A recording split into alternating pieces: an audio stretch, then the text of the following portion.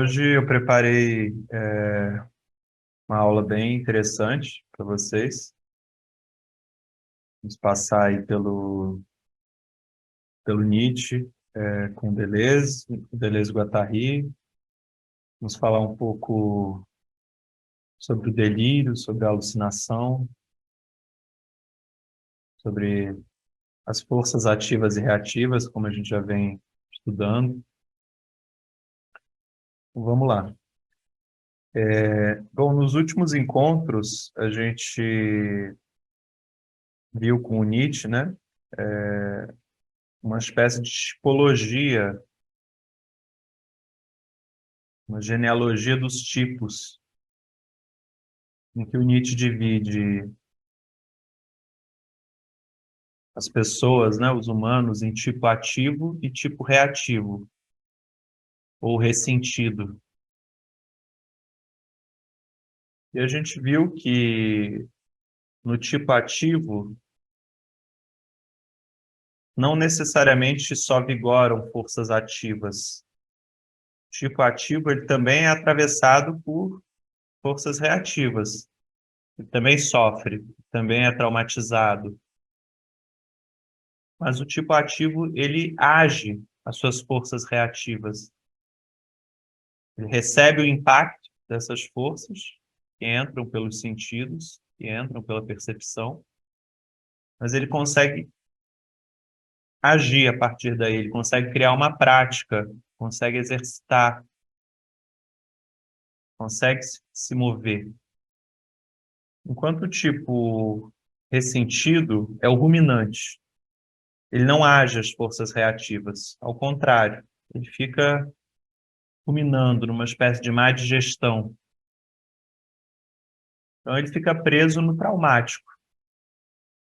Para o tipo ressentido, o trauma é um tempo que não passa.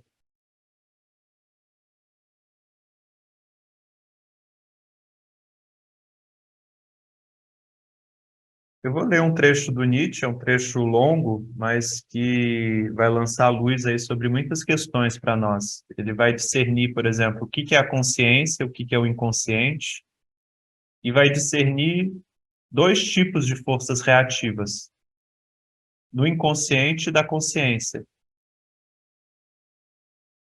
As forças reativas do inconsciente a gente vai ver que não nos servem ativamente, mas as forças reativas da consciência são aquelas que podem ser agidas. Então, eu estou na página 145 do livro Nietzsche e a Filosofia.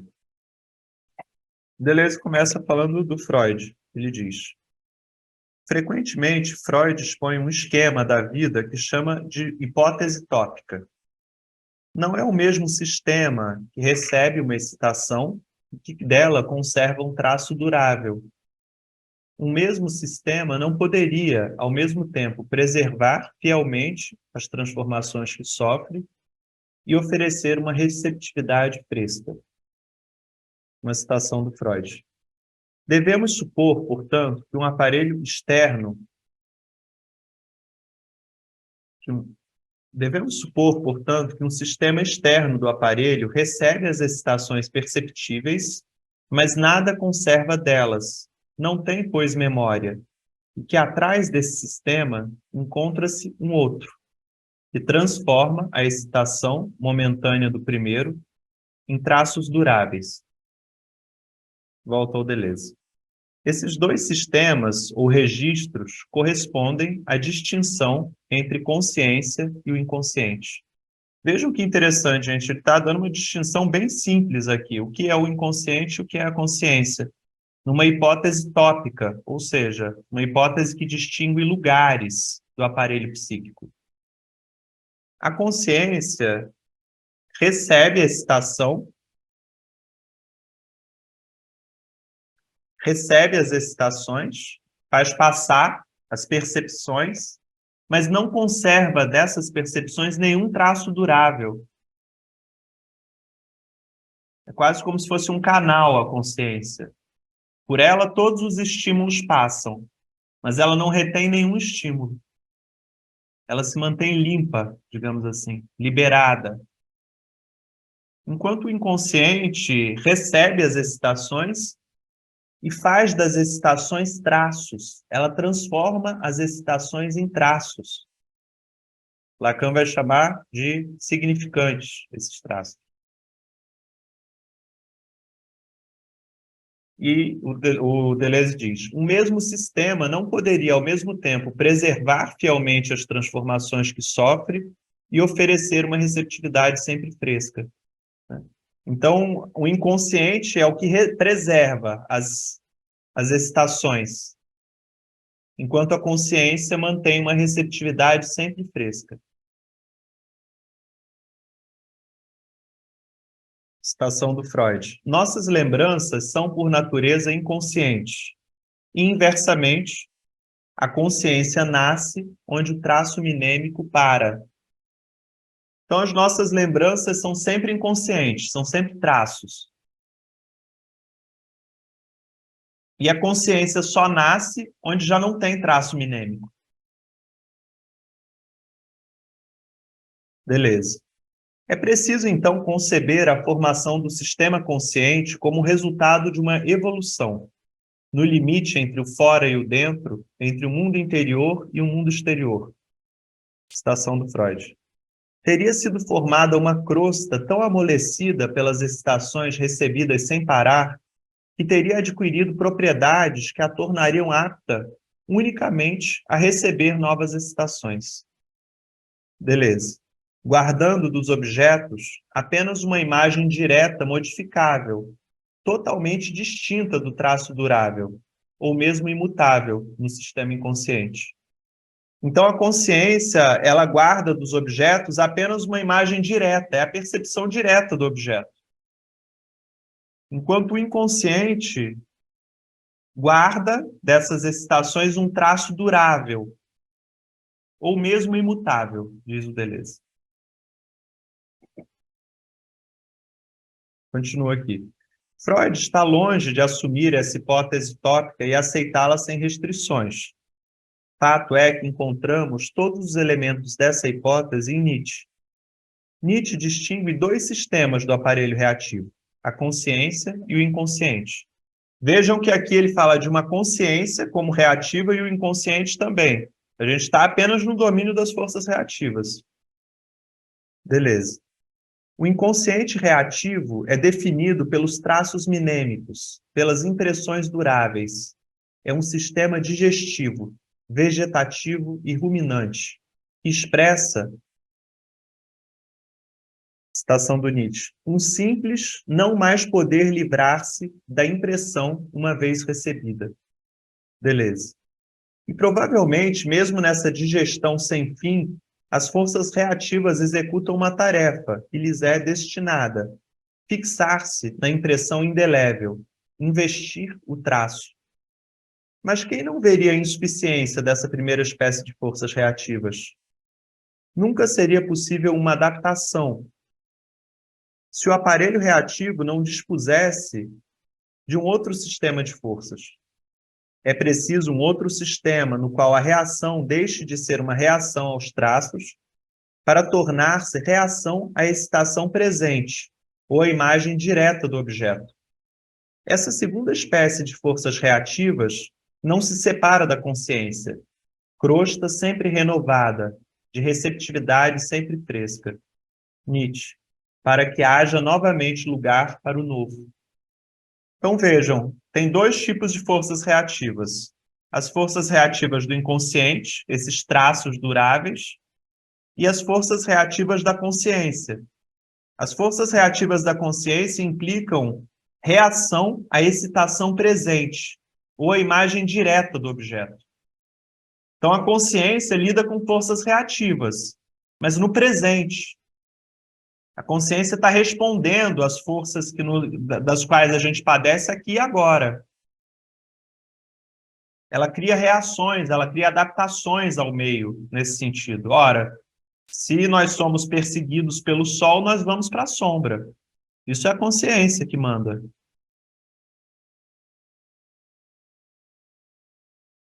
Enquanto o inconsciente investe apenas o traço, ele nos mantém agarrado às memórias, às memórias traumáticas.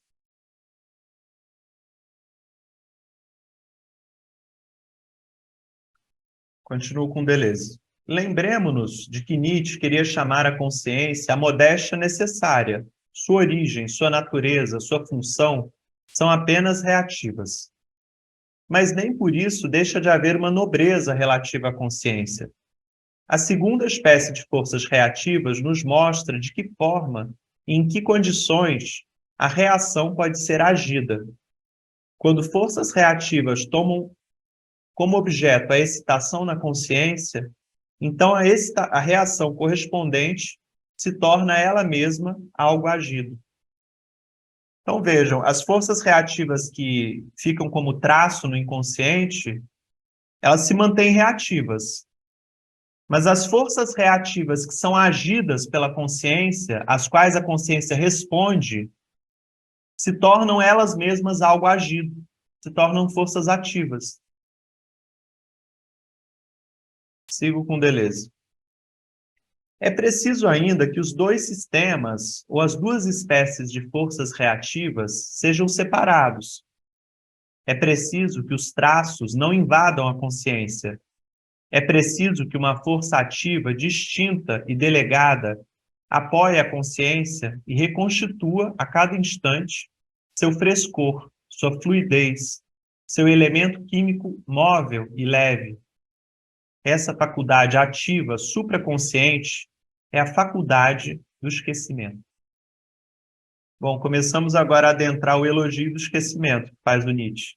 É o esquecimento que separa a memória dos traços, ou seja, inconsciente reativo, da consciência. É o esquecimento que não permite que a memória dos traços fique invadindo a consciência e a gente fique alucinando e delirando o tempo todo. O esquecimento que permite que a gente viva no presente e não os nossos fantasmas o tempo todo, os traumas o tempo todo. Beleza. O erro da psicologia foi tratar o esquecimento como uma determinação negativa, não descobrir seu caráter ativo e positivo. Nietzsche define a faculdade de esquecimento. Citação do Nietzsche. Não é uma simples força inercial, como creem os superficiais, mas uma força inibidora, ativa e positiva, no mais rigoroso sentido. Beleza. Não, Nietzsche ainda. Um aparelho inibidor, força plástica, modeladora, regeneradora. Beleza. Então, ao mesmo tempo que a reação se torna algo agido, porque toma como objeto a excitação na consciência, e que a reação aos traços permanece no inconsciente, como algo insensível. Então vejam que o esquecimento permite que a reação seja uma reação da consciência a um estímulo que a gente sofre no presente, e o esquecimento permite também que os traços, a memória dos traços, permaneça no inconsciente, não suba a consciência, fazendo a gente alucinar e delirar. Nietzsche.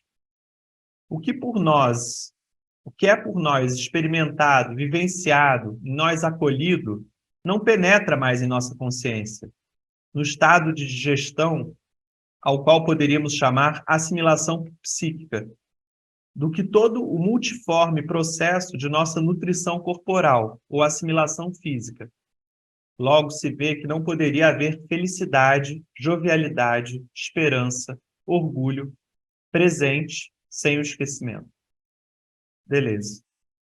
Mas notar-se-á a situação toda especial dessa faculdade.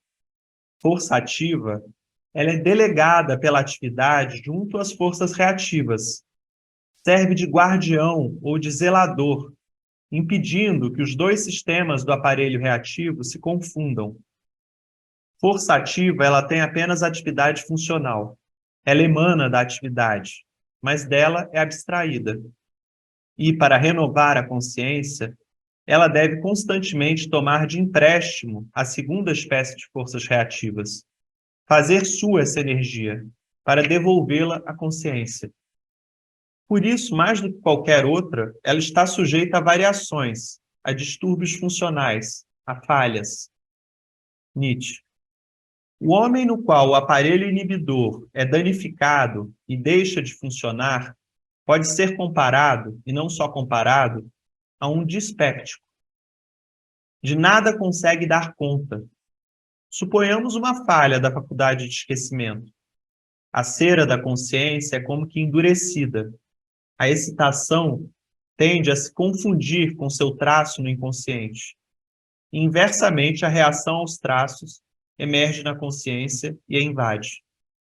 Então, ao mesmo tempo que a reação aos traços se torna algo sensível e que a reação à excitação deixa de ser agida. Então, vejam, quando falha a faculdade do esquecimento, não conseguimos mais responder às excitações do presente e a memória dos traços, o inconsciente reativo, emerge na consciência, invade a consciência. Beleza. As consequências disso são imensas. Não podendo mais agir uma reação, as forças ativas são privadas de suas condições materiais de exercício. Não têm mais oportunidade de exercerem sua atividade. São separadas do que elas podem. Finalmente, vemos de que modo as forças reativas preponderam sobre as forças ativas, quando o traço toma o lugar da excitação no aparelho reativo. A própria reação toma o lugar da ação. A reação prepondera sobre a ação. Ora, é admirável que dessa maneira de preponderar, tudo se passe efetivamente entre forças reativas. As forças reativas não triunfam formando uma força maior do que as forças ativas. Até mesmo a falha funcional da faculdade de esquecimento provém de que esta não encontra mais, numa espécie de forças reativas, a energia necessária para recalcar a outra espécie e renovar a consciência. Tudo se passa entre forças reativas. Umas impedem as outras de serem agidas, umas destroem as outras. Estranho combate subterrâneo se desenrola inteiramente no interior do aparelho reativo, mas que nem por isso deixa de ter consequências quanto à atividade inteira. Reencontramos a definição do ressentimento. O ressentimento é uma reação que, ao mesmo tempo, se torna sensível e deixa de ser agida. Fórmula que define a doença em geral. Nietzsche não se contenta em dizer que o ressentimento é uma doença. A doença, como tal, é uma forma do ressentimento. Bom, me parece assim muito genial esse trecho do Deleuze. Ele nos mostra como o esquecimento, para o Nietzsche, é uma faculdade inibidora, seletiva, que separa as forças reativas que ficam no inconsciente e as forças reativas da consciência. Nós já vimos que as forças reativas da consciência, elas podem ser agidas. Ora, o tempo todo estamos recebendo estímulos na consciência, que são forças de fora. São forças que podem ser reativas, porque podem nos causar mal, podem nos fazer padecer. Mas essas forças reativas da consciência, a elas podemos responder, a elas podemos contrapor uma ação. As forças reativas no inconsciente, quando elas preponderam, quando elas sobem a consciência na falha do esquecimento, aí já não há ação possível. E as próprias forças reativas se tornam sensíveis. As forças reativas do inconsciente, da memória. Temos a fórmula do delírio, da alucinação. Delírio e alucinação acontecem quando a faculdade do esquecimento, que permitia que nós ficássemos atentos, ativos na consciência, quando essa faculdade falha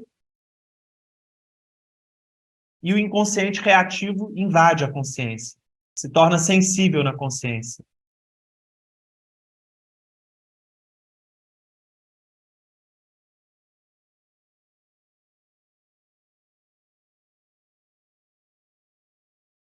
O mecanismo do delírio e da alucinação eu poderia definir como o pensar e o perceber com os traços, e não mais com a consciência. Com os traços do inconsciente, não mais com a consciência.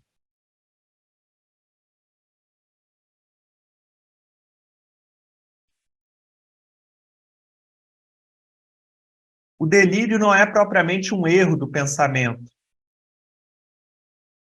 A alucinação não é um erro da percepção, como que é a psiquiatria. O delírio e a alucinação acontecem quando há uma emergência da memória dos traços na consciência. E essa memória dos traços se torna sensível. Então, na alucinação se escuta vozes. As vozes não estão mais na cabeça, como o neurótico, que tem vários pensamentos diferentes, mas eles ficam baixos. Na alucinação, a voz é projetada no ouvido, como se viesse de fora. É isso que eu quero dizer quando a memória dos traços se tornam sensíveis. Sensíveis, audíveis, visíveis.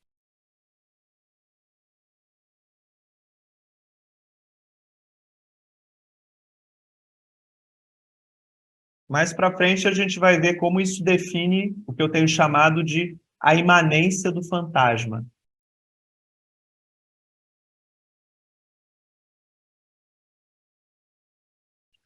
Eu vou trazer um exemplo literário agora para vocês de um delirante. Está nesse livro que é a obra completa do George Buckner, um livro muito bom, assim, eu recomendo muito para vocês. Tem dois textos aqui maravilhosos. Um deles se chama Lens. É um ensaio sobre, na verdade, é uma pequena novela sobre um escritor alemão. E essa novela que levou o Deleuze-Guattari à ideia do passeio esquizo. Mas hoje eu quero falar não dessa novela, mas de uma peça de teatro chamada Woyzeck. Essa peça começa da seguinte maneira. Ele descreve o lugar. Campo aberto, a cidade à distância. Woyzeck e Andres cortam varas nas moitas. Essa é a descrição. Dois homens cortando varas nas moitas. E Woyzeck começa dizendo: sim, Andres, ali naquela faixa de grama, ali à noite, rola a cabeça. Uma vez alguém a ergueu, pensou que era um ouriço. Ficou 3 dias e 3 noites deitado na serragem. Falando baixinho, Andres, eram maçons, eu descobri. Eram os maçons, quieto. Mais adiante. Algo está atrás de mim, debaixo de mim. Bate os pés no chão. Oco, está ouvindo? Tudo oco aqui embaixo. Os maçons.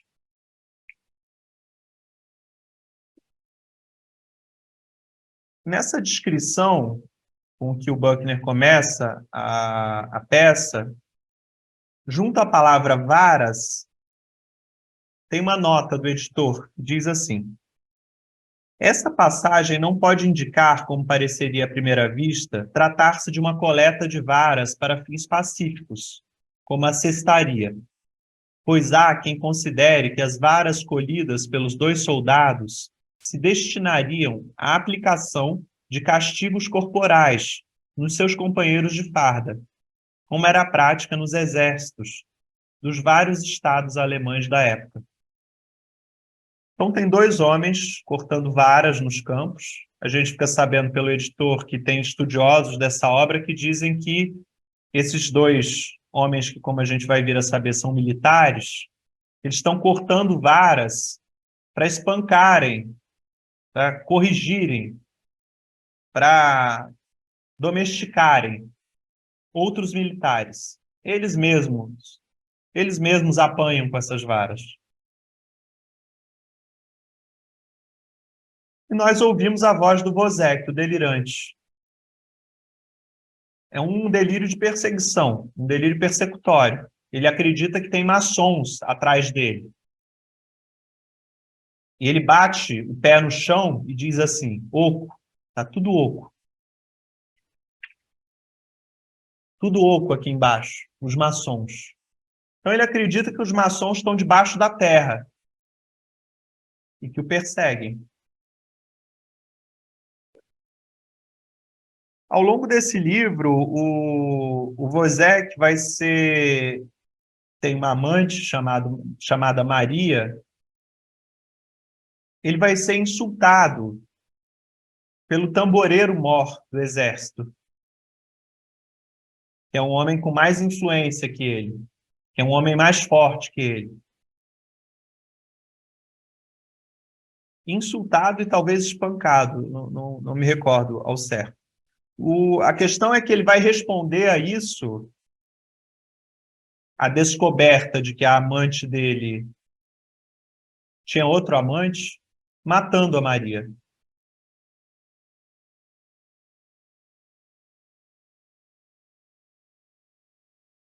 Eu trago esse curto trecho do Wozzeck só para dizer para vocês, a memória dos traços invadiu a consciência.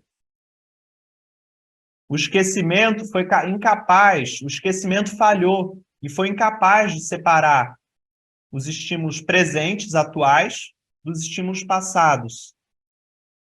Então, toda a violência dos homens contra os homens, toda a violência sofrida no exército, sobe a consciência do Wozzeck, ele se sente perseguido.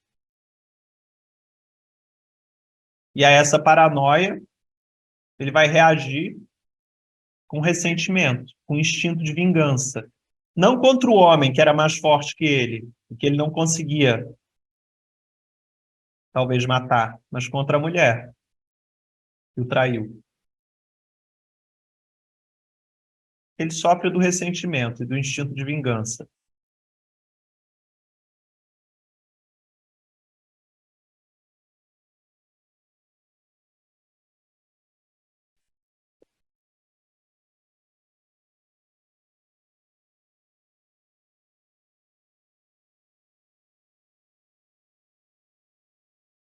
Alguma questão, gente, antes de seguirmos?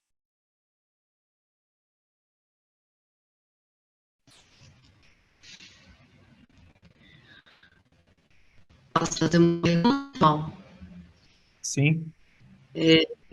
se a gente está fazendo apologia ao esquecimento, é momento de propício para a gente só fazer uma antítese e conceituar o que seria boa memória?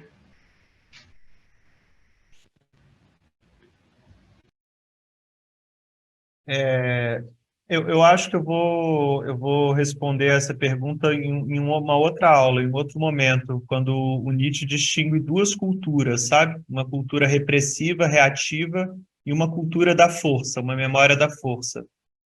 Mas há uma boa memória, mas não é a memória dos traços reativos no inconsciente.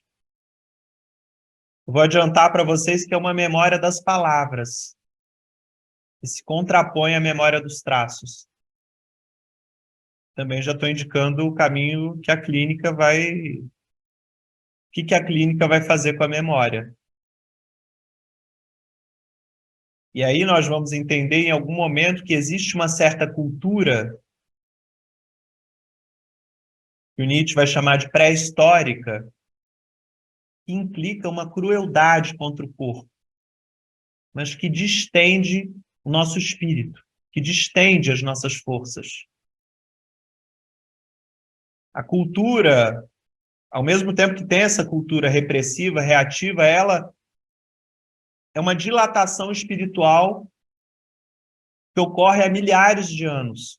É o humano podendo cada vez mais, a partir da crueldade, contra o próprio corpo. Eu digo para vocês em primeira mão que eu estou aprendendo a tocar violão e não há aprendizado de um instrumento musical sem uma crueldade contra o corpo. É necessário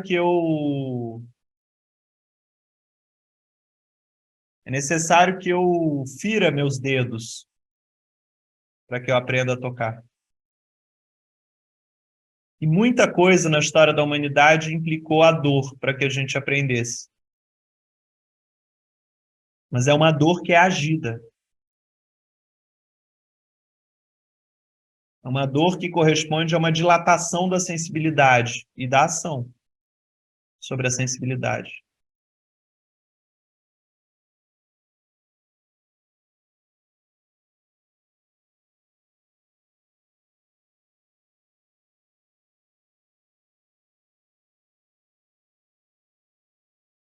Aproveitando que eu estou falando de música, tem um trecho de uma música de um cantador nordestino que chama Elomar. Ele diz assim: 7 violas em clamores, são 7 cantadores, são 7 tiranas de amor, para minha amiga em flor, que partiu e até hoje não voltou. 7 violas em clamores, 7 cantadores, são 7 tiranas de amor. 7 tiranas de amor.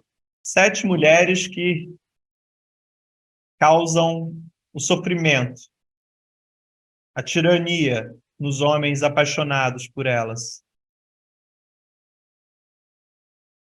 E essa tirania devém 7 violas em clamores.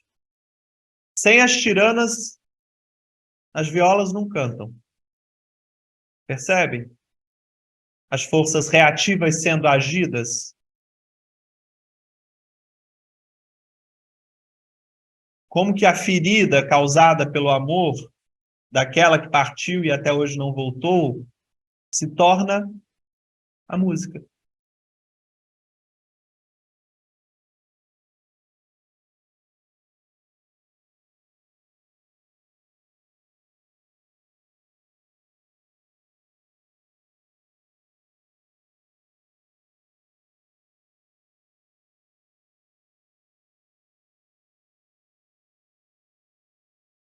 Bom, a gente já vai se encaminhando para o trecho do Antiédipo que a gente vai ler hoje.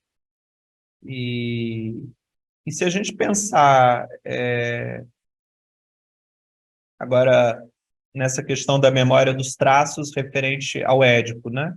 O Édipo nada mais é senão os fantasmas dos pais em nós. Mas esses fantasmas dos pais em nós têm relação com a colonização. Porque os pais, a família, não tinha esse modelo antes da colonização, antes do capitalismo. Essa família burguesa que vive numa casa privada, isolada, ela é uma invenção que se deu ao longo da história humana. O Édipo não é universal nesse sentido. O Édipo corresponde a um modelo de sociedade, modelo colonial.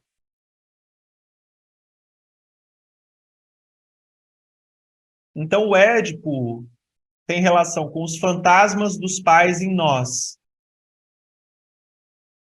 Fantasmas dos pais referentes a esse modelo de família.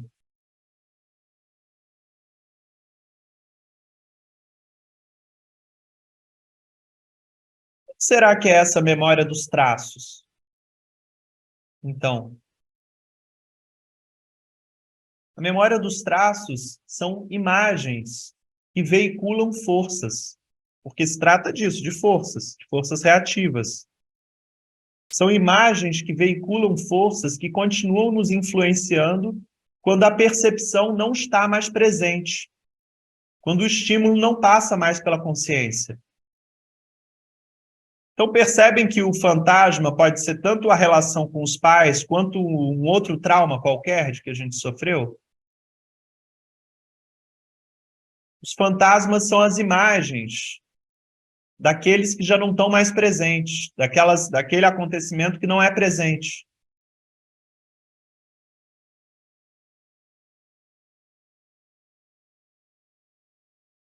Aí se define o próprio plano dos acontecimentos.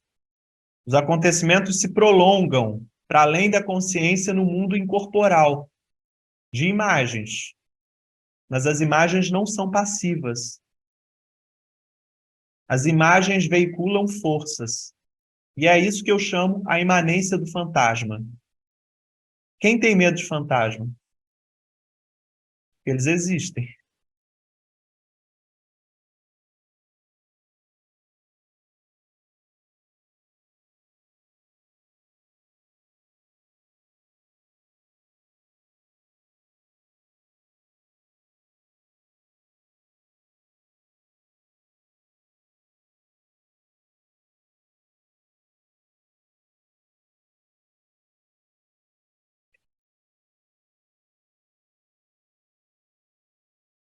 Alguma questão antes da gente seguir para o antiédipo?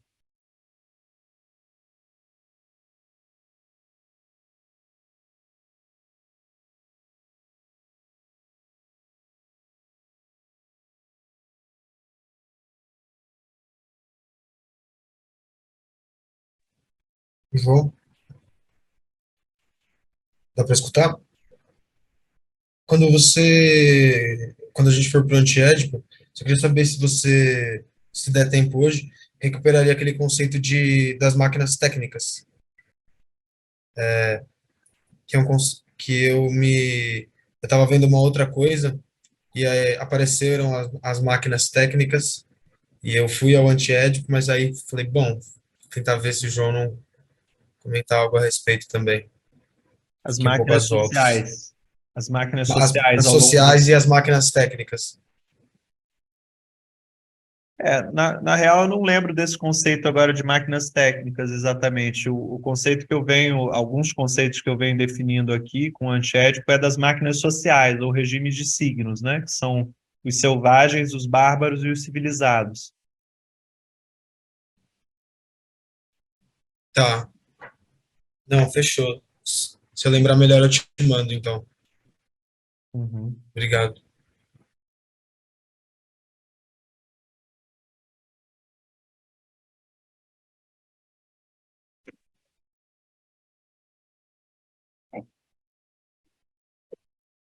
Bom, a gente está na página 225 do antiédipo, no subcapítulo Eles não sabem o que fazem, aqueles que edipianizam. Mas antes de começar esse subcapítulo, eu vou ler essa nota de rodapé que está embaixo, que é muito importante.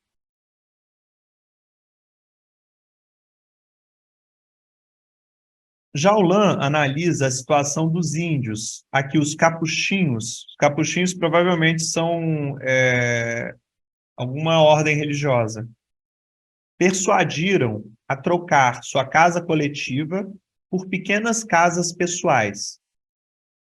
Na casa coletiva, o recanto familiar e a intimidade pessoal estavam fundadas numa relação com o vizinho, definido como aliado, de modo que as relações interfamiliares eram coextensivas ao campo social. Ao contrário disso, produz-se na nova situação, citação do Jaulin, uma fermentação abusiva dos elementos do casal sobre si próprios, Deleuze e Guattari, e sobre as crianças, de tal modo que a família restrita se fecha num microcosmo expressivo, em que cada um reflete sua própria linhagem, ao mesmo tempo que o devir social e produtivo lhe escapa cada vez mais. É que Édipo não é somente um processo ideológico, mas resultado de uma destruição do meio ambiente, do habitat, etc. Bom, eles estão mostrando aqui que o Édipo, como nós o conhecemos, não é universal. Eles estão dizendo que quem coloca Édipo, quem introjeta Édipo nos indígenas, são os religiosos, e persuadem os indígenas a trocar a casa coletiva por pequenas casas pessoais. Na casa coletiva, a família não era fechada sobre si. Havia uma brecha. A intimidade, o recanto familiar e a intimidade não se fechavam sobre si porque havia uma brecha nessa relação com os vizinhos. É uma casa coletiva, vivem várias pessoas juntas. E o vizinho é definido como aliado. Então, as relações interfamiliares são coextensivas, se prolongam no campo social. Quando os religiosos persuadem os indígenas a trocar as suas casas pessoais, as suas casas coletivas por casas pessoais, diz o Jaulin, de uma fermentação abusiva dos elementos do casal sobre si próprio, e o Deleuze-Guattari complementam, e sobre as crianças.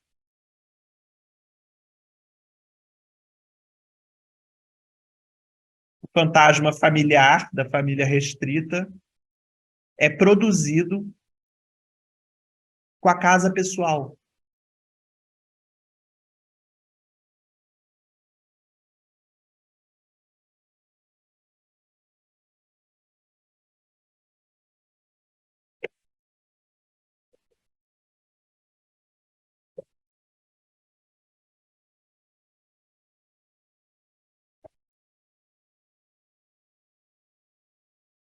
Alguma questão antes de eu seguir aqui com a leitura?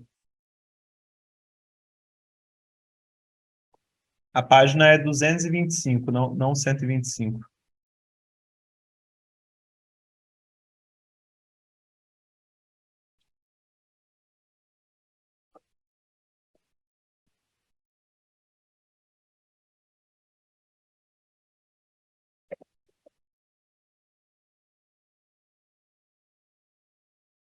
Vamos lá, então. Sigo com a leitura. Então, como compreender, finalmente, os que dizem encontrar um Édipo indiano ou africano? Os primeiros reconhecem que nada encontram a respeito dos mecanismos e atitudes que constituem nosso Édipo, o Édipo supostamente nosso. Mas dizem que isso é irrelevante, já que a estrutura estaria aí presente, ainda que ela não tenha existência alguma acessível à clínica. Ou dizem, então, que o problema, o ponto de partida, é realmente edipiano, embora o desenvolvimento e as soluções sejam totalmente diferentes dos nossos. Dizem que é um Édipo que nunca deixou de existir, conquanto ele nem mesmo tenha, fora da colonização, as condições necessárias para começar a existir. Se é verdade que o pensamento se avalia pelo grau de edipianização, então sim, é o caso de dizer que os brancos pensam demais.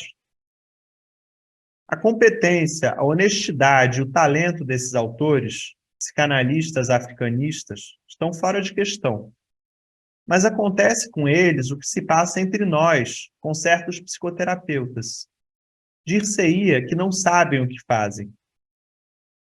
Temos psicoterapeutas que acreditam sinceramente estarem fazendo obra progressista ao aplicarem novas maneiras de triangular a criança. Atenção, eis aí um Édipo de estrutura e não imaginário. O mesmo acontece na África, com esses psicanalistas que manejam o jugo de um Édipo estrutural ou problemático, a serviço de suas intenções progressistas. Lá ou aqui é a mesma coisa. Édipo é sempre a colonização continuada por outros meios. É a colônia interior. E veremos que, mesmo entre nós, europeus, ele é nossa formação colonial íntima. Vejam só, o Édipo como a formação colonial íntima. É a introjeção da colônia. Continuo. Como compreender as frases com que Marie-Cécile e Edmond Ortigue terminam seu livro?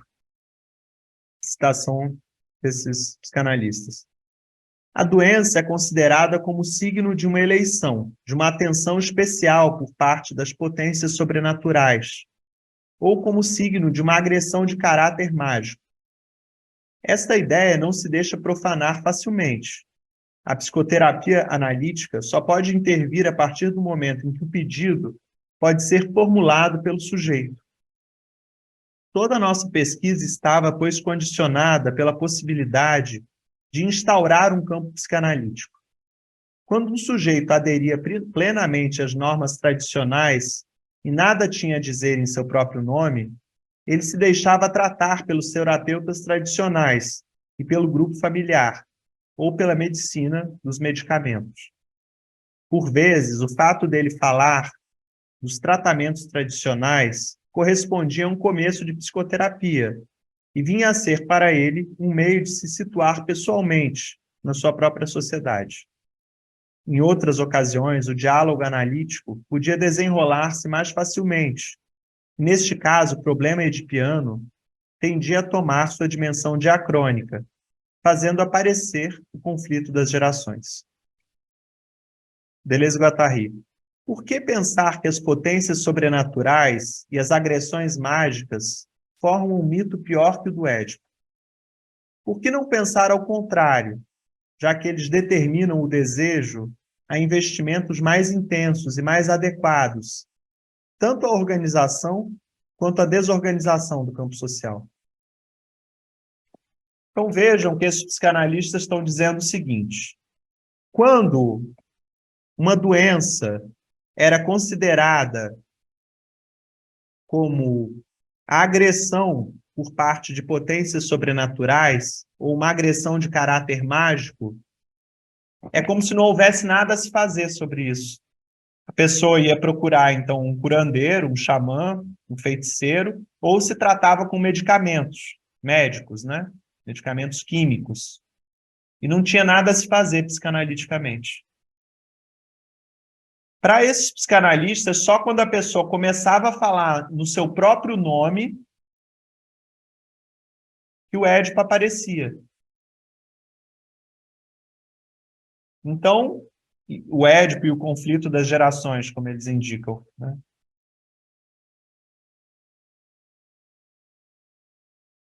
Então, só com a instauração do campo analítico, o Édipo aparecia. Para esses psicanalistas, o Édipo aparecia nessas condições porque o sujeito tomava a palavra, tirava a palavra do xamã e do feiticeiro, tirava o poder unicamente químico dos medicamentos para falar como um sujeito sobre si e sobre as suas relações familiares e intergeracionais.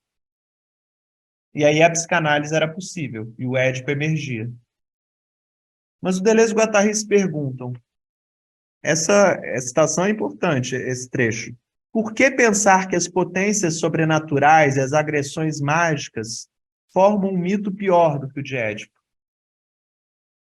Eles estão se perguntando, ora, por que os psicanalistas que vão para a África, ou para a Índia, ou para a Amazônia, e que captam Édipo, têm mais razão ao instaurar o mito edipiano do que os indígenas, que consideram a doença em termos de agressões sobrenaturais? Segundo os psicanalistas, porque com Édipo se pode falar em nome próprio. Com Édipo, o sujeito tomaria a frente, deslindando os seus fantasmas familiares. Hipótese à qual Deleuze-Guattari aqui se opõe. Continuo lendo. Maier Fortes mostrava, ao menos, o lugar de Jó ao lado de Édipo. E com que direito julgar que o sujeito nada tem a dizer em seu próprio nome, desde que adira às normas tradicionais? A cura em Dembu não mostra o contrário? E Édipo não será também uma norma tradicional, a nossa? Como é que se pode dizer que Édipo nos faz falar em nosso próprio nome, quando, por outro lado, se acrescenta que a sua solução nos ensina a incurável insuficiência de ser e a universal castração? Então, eles estão questionando que Édipo nos permita falar em nome próprio, porque junto com Édipo vem a incurável insuficiência de ser, a castração universal. Será que é isso, falar em nome próprio? Sigo com Deleuze-Guattari. Claro que o sujeito pode, pede e torna a pedir papai e mamãe, mas que sujeito? Em que estado? Será isto o meio de se situar pessoalmente em sua própria sociedade? E que sociedade? A sociedade neocolonizada, que lhe inculcam, e que consegue, afinal, o que a colonização apenas esboçou, um efetivo assentamento das forças do desejo sobre Édipo, sobre o nome do pai. No grotesco triângulo, Então, eles estão dizendo assim que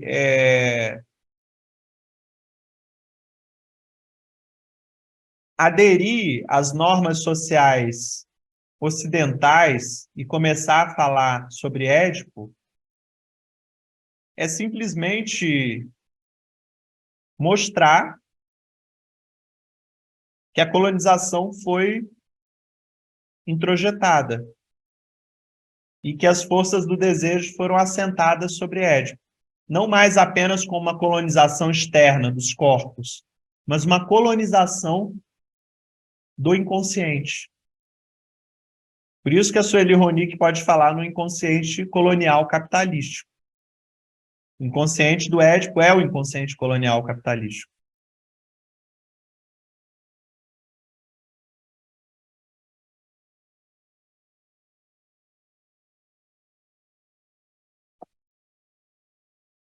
Beleza, Guattari. Acho que alguém quer fazer uma pergunta, né? Pode falar,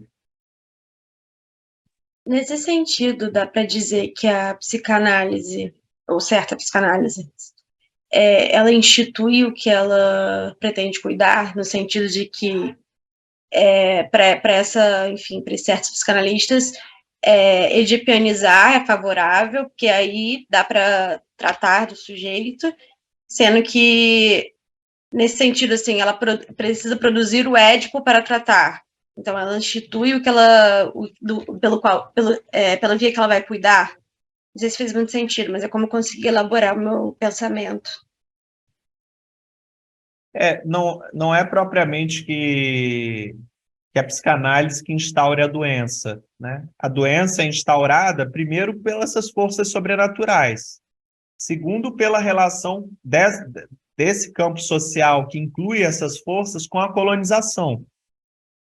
Então, a desorganização das pessoas ali no contexto do Ndembu, como a gente viu em alguns encontros atrás, provinha de uma questão não apenas familiar, mas social e também referente à colonização. É uma desorganização de um campo social, no qual um homem acaba adoecendo. Então, a psicanálise, na verdade, ela codifica no Édipo uma desorganização, uma doença que tem fontes mais complexas. E aí ela codifica no Édipo e supõe que vai tratar do Édipo, que ela mesma instaurou, nesse sentido. Não é que não tenha doença se não tem psicanálise, não tem Édipo. Só que a doença se coloca em outros termos, em outras condições. Não quis dizer que ela institui a doença. Instituiu o Édipo, no sentido... Acho que codificar, então, traduz melhor o que eu estou pensando. Ela codifica através do Édipo para cuidar do próprio... Tá, valeu. Ela codifica uma doença que pode vir de uma desorganização social proveniente da colonização, que pode provir do ataque das forças sobrenaturais, codifica com uma visão familista. Para fazer o quê? Para, no fundo, gente, atribuir ao próprio sujeito o motivo da sua doença. A incurável insuficiência do ser, a falha na castração, a falha na introjeção do nome do pai. Então, na verdade, a psicanálise está dizendo, está chamando de doença, às vezes, em parte, a reação à colonização. A reação a essa introjeção do nome do pai, a introjeção da colonização, a introjeção da lei.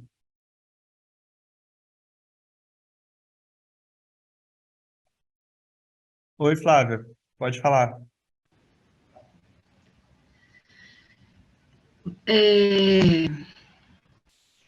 Eu estou tendo 10 caminhos de tratamento, de análise, de perspectiva, de observação de casos de sujeito para sujeito, que podem estar imbricados 3, os 2, 1, que seria a linha social, a linha edipiana e o sobrenatural. No qual o sujeito pode estar carregando traços dos 3, ou de 1 ou de 2. E aí, se eu tiver certa nessa questão, o que é mais importante na minha pergunta é se nós vamos, que pena, se nós vamos estudar o sobrenatural para poder atingir também alguns conceitos e poder trabalhar para além de uma clínica só edipiana.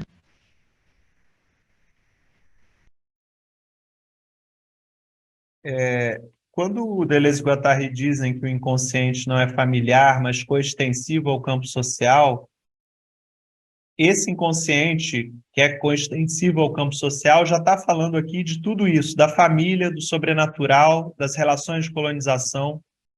Então, esse inconsciente coextensivo ao campo social já implica todas essas vertentes, todas essas forças.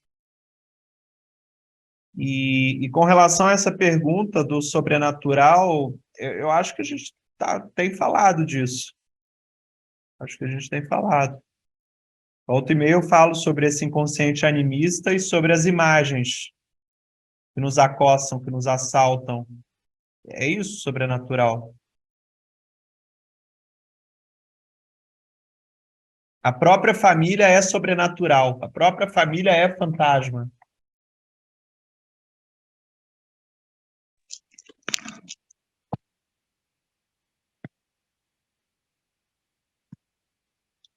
Só que o fantasma não se limita à família, como que é a psicanálise.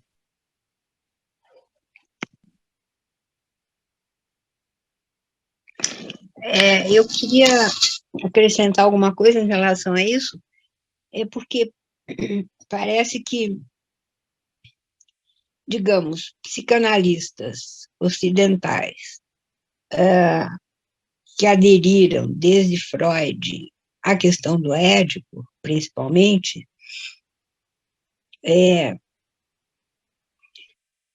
evidentemente que eles não tiveram uma prática, ou tiveram. Sim, eles estão falando de práticas de psicanalistas na África, né? Então, são psicanalistas que tiveram acesso a populações que não são propriamente ocidentais, que são povos, enfim, povos primitivos, que eles chamavam, né?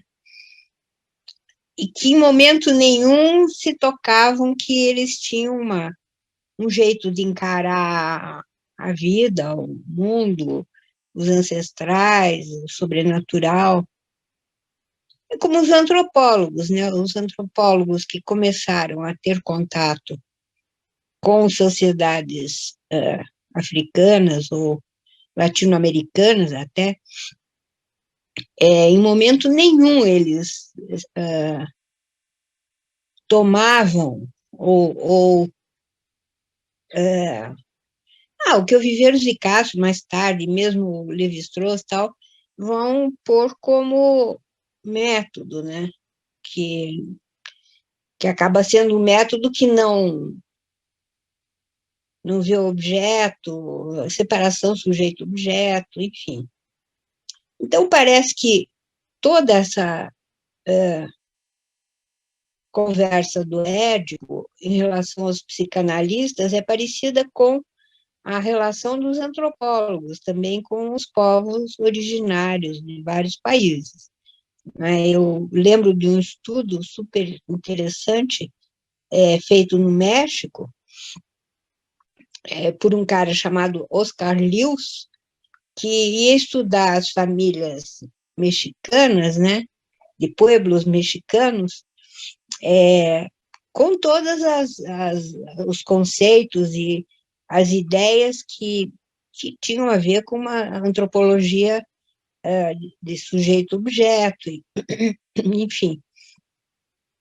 Mas no processo de pesquisa, esse Oscar Lewis, ele descobriu que ele tinha que pôr as pessoas para falar, né? E aí ele começa a fazer uma antropologia, digamos, através da fala daqueles que antes eram só objeto de pesquisa, né? E de uma pesquisa que partia dos conceitos antropológicos e de um método né, que não acabava não entrando no universo daquelas populações, né? Então, acho que os psicanalistas que adotaram ou que usavam Édipo como... Quer dizer, claro que na medida em que eles pegavam a questão do Édipo e já existia também, de certo, toda uma proposta de separação, de modificação da estrutura social, né, com foco na família nuclear ou uma tendência a isso, não tem muito como penetrar nesse universo da ancestralidade, de um social que não são só as relações aparentes, familiares, mesmo que seja uma família extensa, né? Então não tinha muito, eu acho, quer dizer, não existia uma tradição científica, entre aspas, né? Tanto no campo da antropologia, da sociologia, mas também da psicanálise, de não levar em consideração, afinal, quem são essas pessoas, como pensam, enfim. Então, eu tenho a impressão que quando o Deleuze e Guattari discutem essa questão da colonização, da desestruturação das famílias extensas, né, do modo de organização familiar, eles estão discutindo em cima de uma tendência que era uma tendência quase que inevitável, a partir do momento em que existia, sim, um método que era eu, antropólogo, eu, psicanalista, olhando aquele objeto de estudo, né? Então, não existia nenhuma intimidade, né? No sentido de busca de conhecer e enfim, de penetrar naquele universo, né? Agora, por outro lado, eu acho também que, se a gente pensar na família, tal como ela se constituiu entre nós, né, ocidentais, ela se constitui como um núcleo fechado, quer dizer, resgatar a ancestralidade, resgatar tudo que pode haver para além do material e do visível, é um puta trabalho, né? É um trabalho muito intenso que tem que ser feito, né? Porque, veja, já estamos estruturados com famílias nucleares e com todo um contexto em que o social acaba ficando submergido, né? Ele fica para lá, né? Não tem substrato desse social na vida de uma família. Claro que tem, né? Mas uma família nuclear, quer dizer, você imediatamente passa a ver papai, mamãe e filhinho, né? Quer dizer, sem conseguir, como, sei lá, nas sociedades mais tradicionais, sociedades dos povos originários, como é que fica, né? Quer dizer, o que o psicanalista vai discutir, ele vai, como é que ele vai tratar o que existe de antissocial, digamos, né? Eu acho que é isso que eu estou pensando quando penso numa tendência, né, que diminuiu muito a possibilidade de você pegar esse campo social, né? Entre nós, por exemplo, entre os ocidentais. Fica muito... É um campo restrito, né? Uhum. O que você traz, Rosane, me leva a pensar algumas coisas, sabe? Primeiro, que tanto a antropologia quanto a psicanálise, de fato, não essa nova antropologia que faz, por exemplo, Viveiro de Castro, mas a antropologia clássica e a psicanálise, da qual falam Deleuze-Guattari, africanista, né, que estava naquela época estudando os povos africanos, eles projetam a sua visão de mundo sobre o seu campo de estudo. Então, por um lado, eles estão levando Édipo, ou estão levando uma série de conceitos, como você refere, que não são daquele lugar, que não dizem respeito àquela cosmologia. Então, isso propriamente já é uma colonização do pensamento. Então, assim, eu poderia dizer, usando o conceito que a gente aprendeu hoje, que a memória dos traços invade a escuta psicanalítica. Eles estão delirando e alucinando o Édipo, por um lado. Por outro lado, de fato, o Édipo foi levado para as colônias. Então, de fato, eles estão ouvindo ali, não um Édipo, eu diria, não um Édipo universal, mas um Édipo instituído pela colonização. Então, em parte, eles alucinam e deliram, porque eles estão escutando Édipo, que está ali. Mas não é tudo que está ali. E não é na quantidade que eles escutam. Em parte, eles deliram e alucinam. Em parte, eles escutam algo que foi imposto àquelas populações, mas que não é de lá. O Édipo não é universal, ele tem um recorte histórico e social, mas ele passa a ser universal na medida em que o capitalismo quer homogeneizar todas as culturas.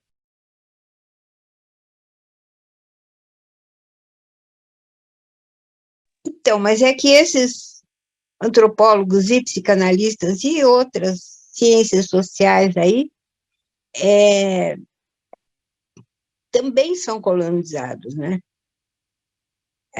São caras, são tendências, enfim, são grupos de cientistas sociais que incorporaram isso como, quer dizer, o Édipo como explicação universal, né? Eles são colonizados, né? Não é que eles impõem, eles acreditam nisso, né? Quer dizer, quando você escolhe um objeto de estudo, sei lá, já nessa escolha, o jeito como você vai tratar aquela questão já está embutido, né? Quer dizer, já existe uma crença, uma dita objetividade que parte de outros conceitos, de conceitos que foram introjetados ao longo do desenvolvimento das ciências sociais. É isso.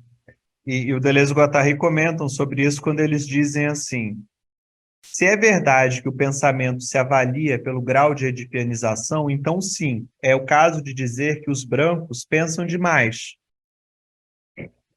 Agora, esse trecho aqui, me parece que deve existir uma ironia aqui, porque não é possível que eles admirem, de fato, esses psicanalistas. Eles dizem: a competência, a honestidade e o talento desses autores, psicanalistas, africanistas, estão fora de questão. Mas acontece com eles o que se passa entre nós, com certos psicoterapeutas. Dir-se-ia que não sabem o que fazem.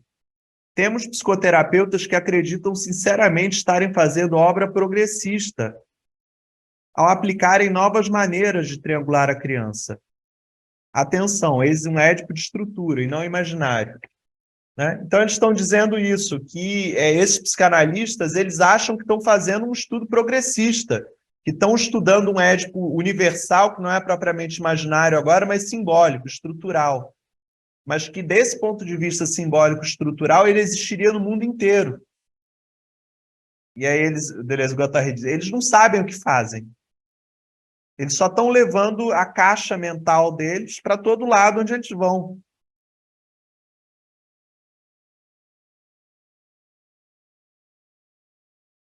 E o que seria esse Édipo de estrutura? O que seria a mãe e o pai desse ponto de vista estrutural?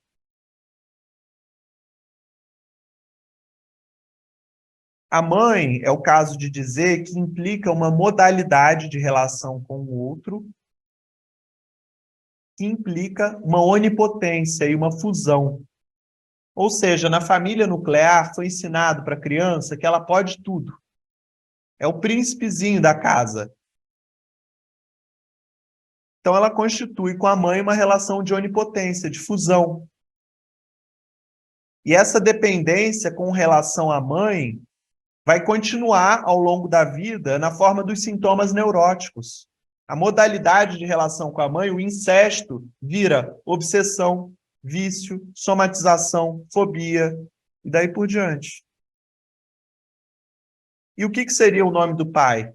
A lei do pai, introjetada para se separar a criança e a mãe, para acabar com essa fusão. A lei do pai seria um corte que instituiria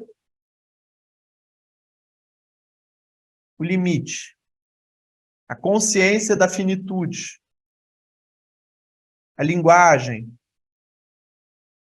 Então, para nós atravessarmos o Édipo, teríamos que passar da fusão com a mãe à castração simbólica e a introjeção do nome do pai. Ou seja, devemos ser todos adaptados à nossa cultura, devemos pensar que o desejo na relação com fora é o impossível, então que devemos nos subordinar às leis, às regras, aos interditos, às prescrições, ao trabalho.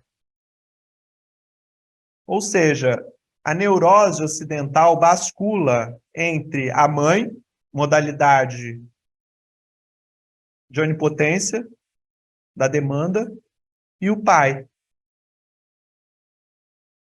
Lei, repressão, limite. Campo de possíveis muito bem definido. Para além desse campo de possíveis, é loucura. Essas são as implicações do Édipo estrutural, do pai e da mãe enquanto simbólicos. E aí, para ainda ir mais longe nisso, eu achei uma citação do Reich hoje, que diz assim: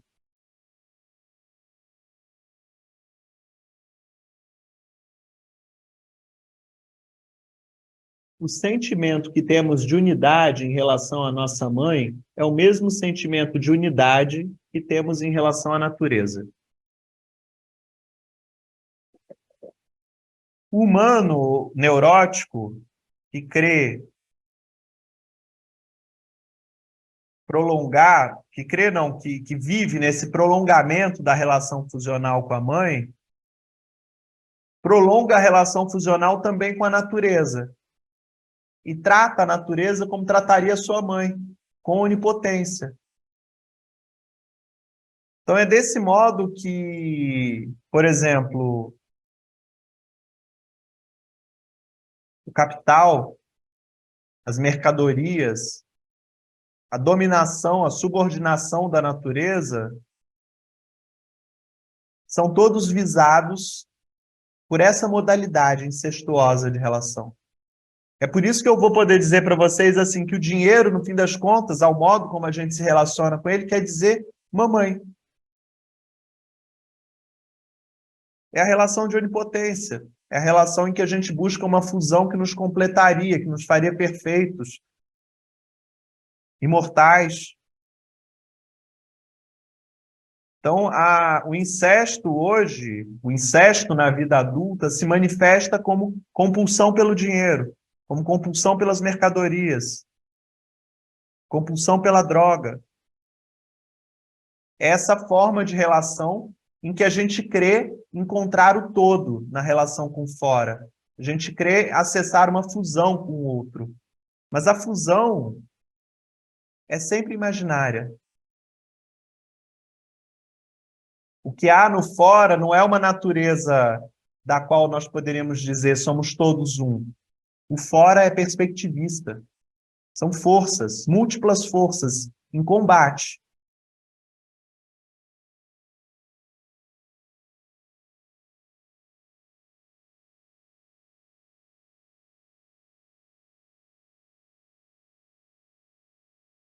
Oi, Érica, pode falar.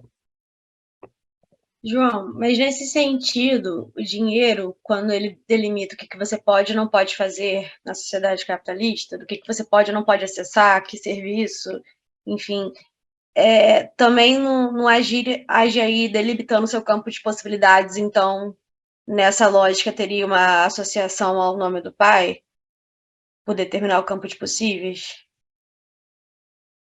Bom, pode ser. O dinheiro pode ser, então, mamãe e papai.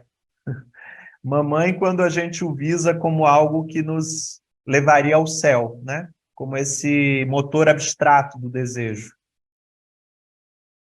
o qual nós visamos como se fosse uma transcendência pela via imaginária. E papai, quando nós acessamos pela via simbólica, nesse sentido, delimitando o campo de possíveis. Em todo caso, o dinheiro tem uma profunda relação com o Édipo, né? O modo como a gente se relaciona com o capital.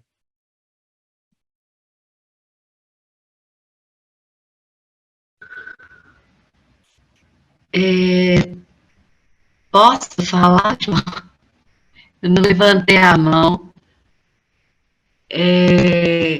Então, nessa questão dos valores relacionados ao dinheiro, talvez não fosse interessante a gente pensar numa relação diferente com o sobrenatural, para que outros valores se instaurassem e aliviasse os nossos desejos do mundo somente material e se expandisse para aquela sua revelação anterior, que existem fantasmas. E aí vai ser o pressuposto de como nós vamos nos relacionar com traços sofridos de medo, fobia, rejeição, ressentimento, não sei qual sofrimento a gente poderia ficar, diversos deles. O que me preocupa nessa questão das palavras do neurótico, que aí eu vou fazer uma ponte, vou fazer um atravessamento, vou sair de um outro lado, que eu acho que a preocupação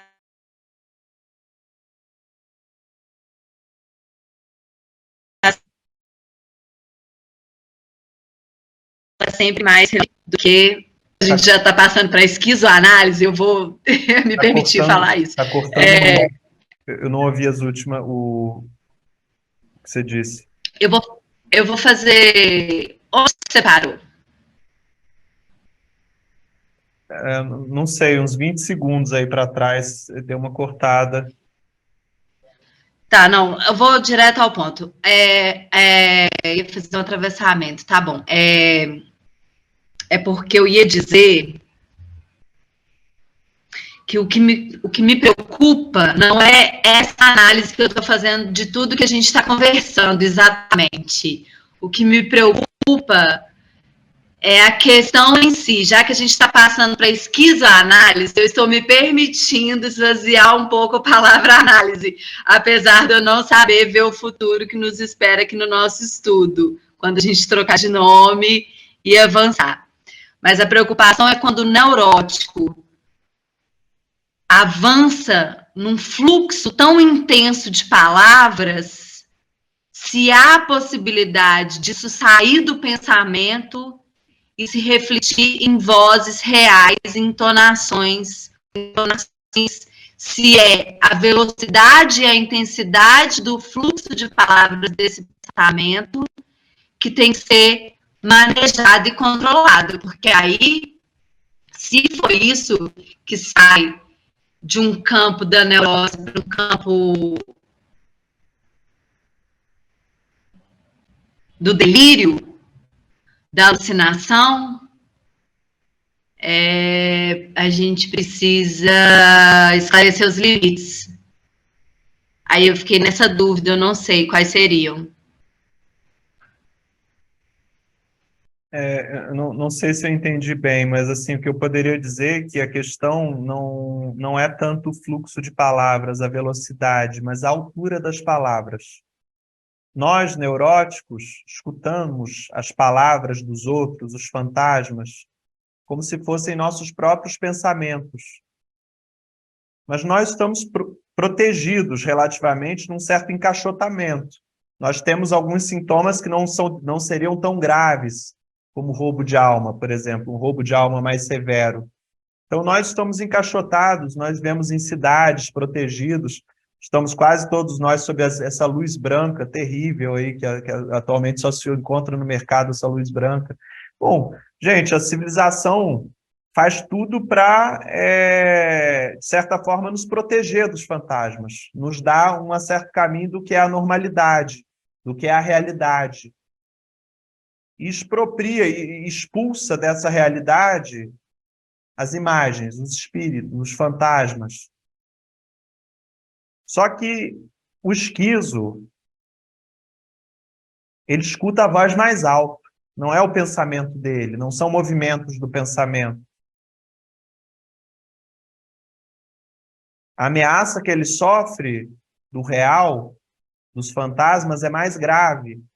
Ele está jogado, desabrigado no campo de força. Daí o delírio e a alucinação. A memória dos traços sobe à consciência, não fica só lá do inconsciente produzindo sintomas. Ela sobe à consciência ao modo de uma possessão. Daí que nós somos possuídos por imagens, por fantasmas, por espíritos, como quiserem. Há um risco, sem dúvida, é o maior risco, porque o que nos ameaça nesse plano é o enlouquecimento. É um enlouquecimento ainda mais grave que o nosso enlouquecimento. É a psicose. Só que o desmoronamento psicótico abre, ao mesmo tempo, para essa possibilidade de possessão, de roubo de alma, que é a experimentação do real, quando nós padecemos dele. Mas o desmoronamento psicótico abre também a via, a possibilidade, sempre arriscada, da viagem iniciática do esquizo.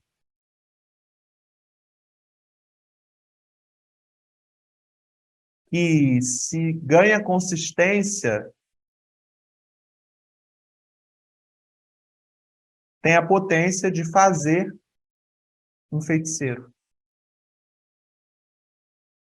um xamã, que é aquele que acessa o campo de forças, que acessa o real, que acessa o plano dos fantasmas ativamente, agindo as forças reativas, agindo a memória dos traços. A memória dos traços, gente, aqui nada mais é que o plano de forças. Quando nós o experimentamos padecendo desse plano de forças.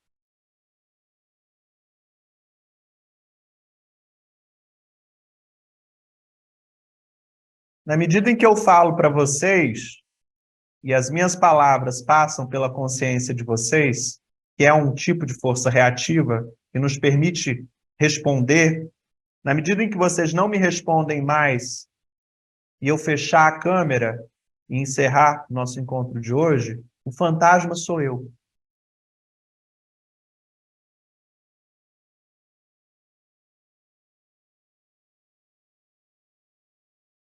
O que vocês vão fazer com esse fantasma, eu não sei, mas é isso.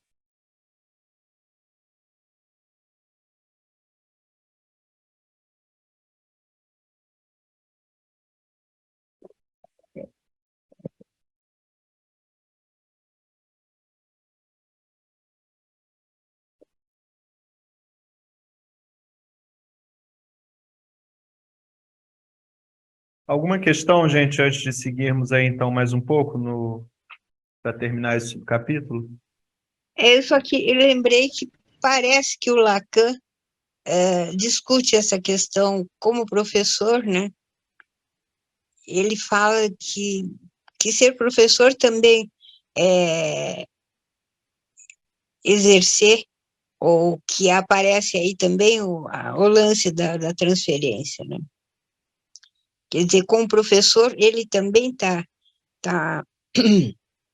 estabelecendo um tipo de relação com os alunos em que a transferência está presente, né? Eu acabei ficando com um livro de Lacan aqui em casa, dos 4 conceitos fundamentais, E aí, de repente, eu peguei e disse, olha, acho que é isso mesmo, né? Quer dizer, o que que a gente vai fazer com com a transferência, né? Uhum. Percebem que a transferência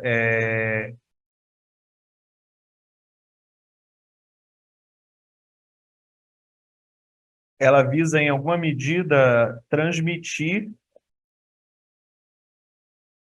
um ensinamento sobre esse campo inconsciente, sobre esse plano das forças.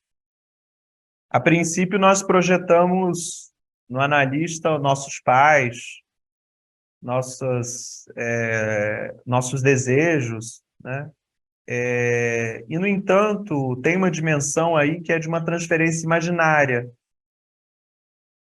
Num plano da transferência real, o que o analista está fazendo, se ele está cumprindo a sua escuta à altura, é nos ajudando a nos relacionar com esse campo de forças, não a maneira de um padecimento, não a maneira de um salvador, não a maneira de alguém que vai te dizer o que fazer, mas a maneira de alguém que vai te ajudar a acessar essa memória dos traços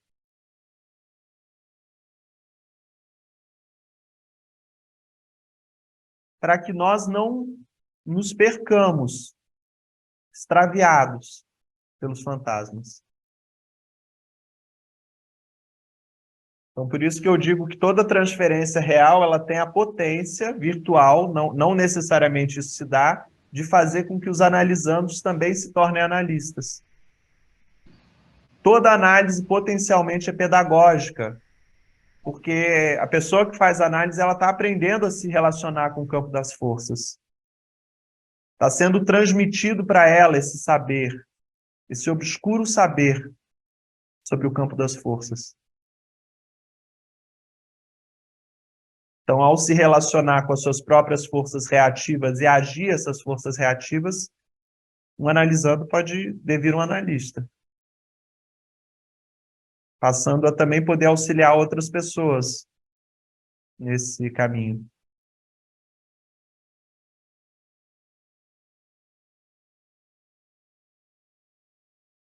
Eu disse extraviados.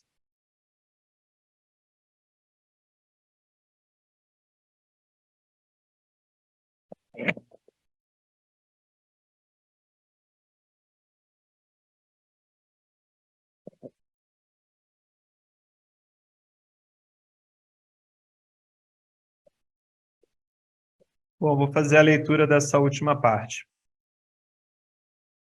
Retornemos à célebre e inesgotável discussão entre os culturalistas e os psicanalistas ortodoxos.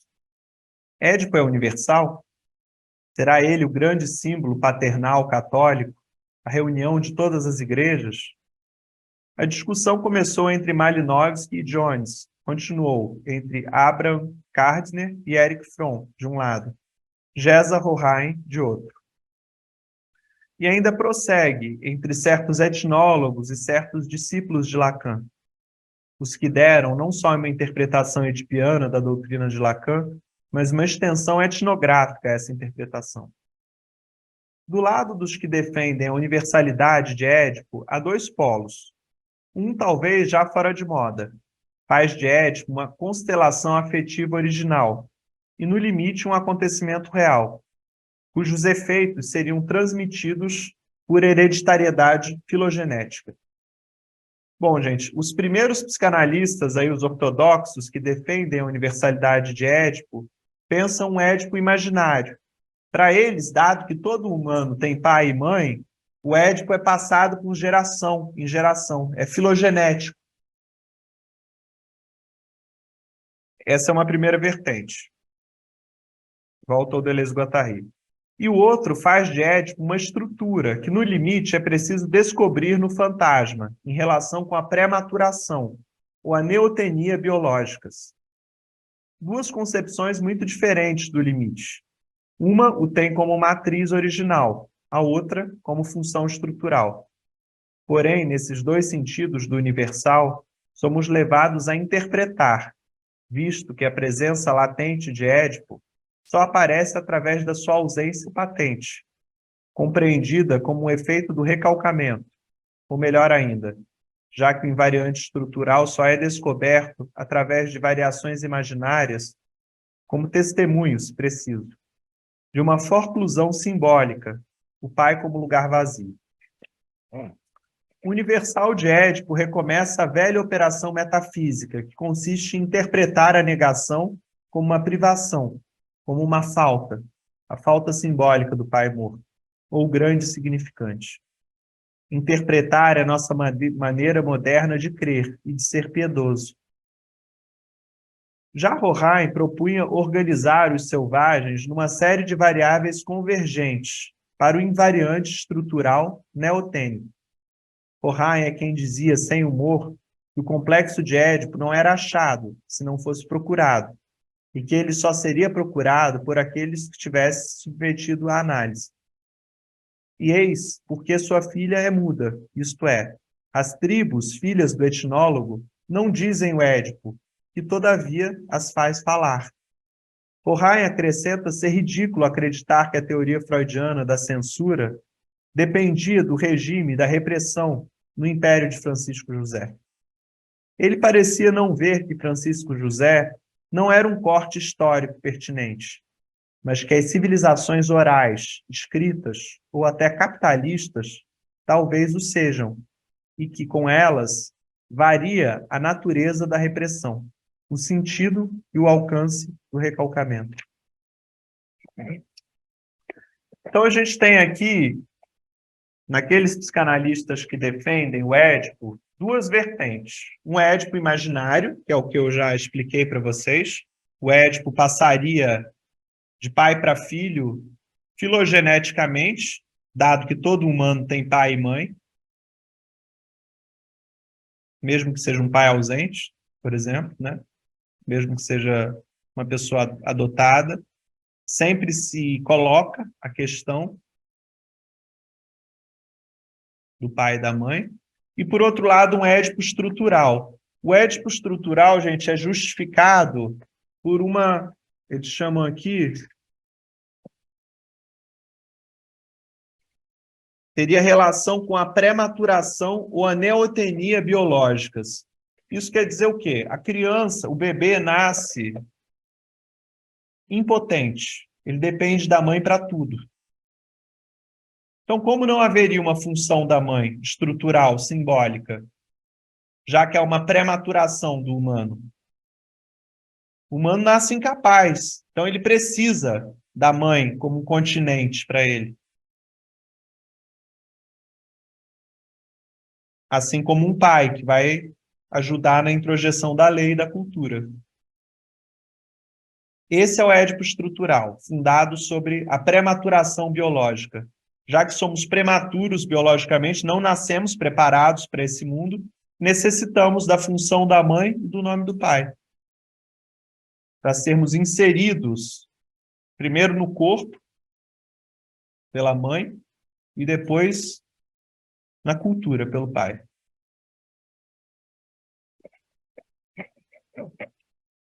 E aí o Deleuze e Guattari terminam falando da posição do Horai, né, que era um psicanalista, mas também antropólogo húngaro. Eles dizem aqui algo que a Rosane falou, algo muito parecido. Eles dizem assim, eis porque sua filha é muda, isto é, as tribos, filhas do etnólogo, não dizem o Édipo, que todavia as faz falar. Eles estão fazendo aqui uma ironia com o Horai, né? A filha dele, que é muda, são as tribos que o Horai estuda. Porque as tribos que o Horai estuda não dizem o Édipo, mas é o Édipo que as faz falar.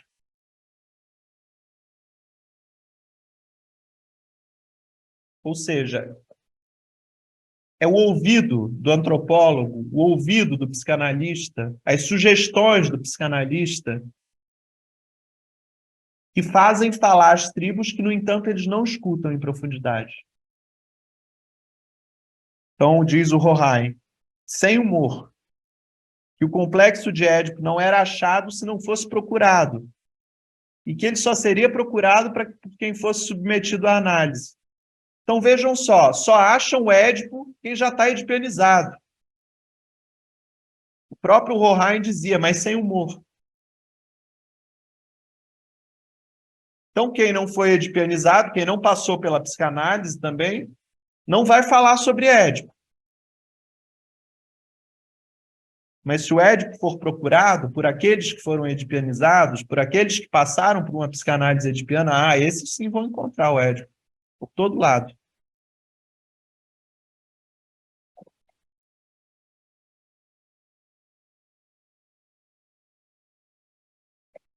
E Deleuze e Guattari dizem, Rohain acrescentava ser ridículo acreditar que a teoria freudiana da censura dependia do regime da repressão no Império de Francisco José. Então, Rohain está criticando aqueles que dizem que a teoria freudiana só valeria para Viena no fim do século XIX. Porque o Rohain quer fazer o Édipo universal. Ele quer legitimar o Édipo universal. Por isso que ele vai, como antropólogo por aí, estudar as tribos. Ele está obcecado por Édipo. Ele não quer que Édipo seja encontrado apenas na Viena, fim do século. E o Deleuze e o Guattari terminam dizendo, ele parecia não ver que Francisco José não era um corte histórico pertinente, mas que as civilizações orais, escritas ou até capitalistas talvez o sejam, e que com elas varia a natureza da repressão, o sentido e o alcance do recalcamento. Então, Deleuze e Guattari estão dizendo que se Viena, fim do século, não é um corte histórico pertinente a se fazer, o modelo de civilização oral, escrita e capitalista o é. São nessas civilizações que vigora o Édipo. São elas que instauram o Édipo nas outras civilizações, nos outros povos.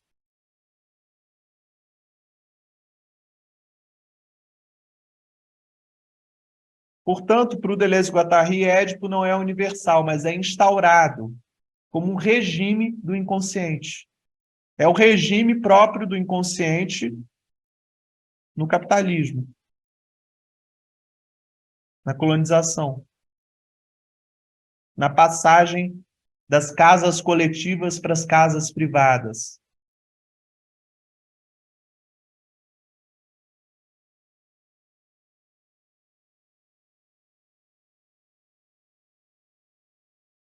Édipo não é universal, mas é a colonização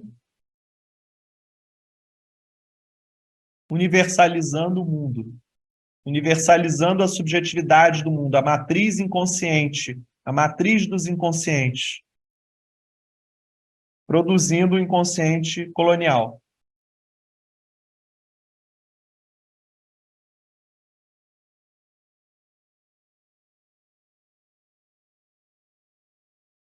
Daí que a doença já não passa mais pelos ataques sobrenaturais, pelos distúrbios do campo social, pelo capitalismo, pela colonização, pela opressão do trabalho. É tudo familiar, tudo problema da família. Você que não se resolveu com seu pai e com a sua mãe. Nem que seja com a estrutura do pai e da mãe. Pai e a mãe enquanto simbólicos. Édipo é um problema pessoal, a doença psíquica é um problema pessoal. É isso que a psicanálise ortodoxa fica martelando. Óbvio, ela serve à cultura dominante, assim. Ela serve à normalização desse regime capitalista. Se o problema está sempre em nós, dentro de nós, seja passando filogeneticamente ou estruturalmente, essa psicanálise mantém protegido o campo social e político no qual ela habita, intocado.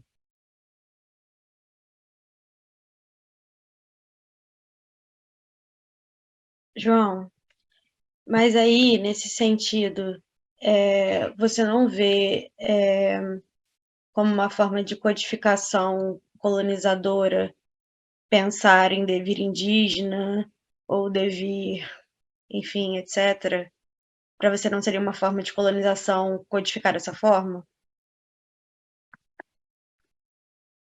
Mas eu não penso num devir indígena, eu penso que o animismo que é universal.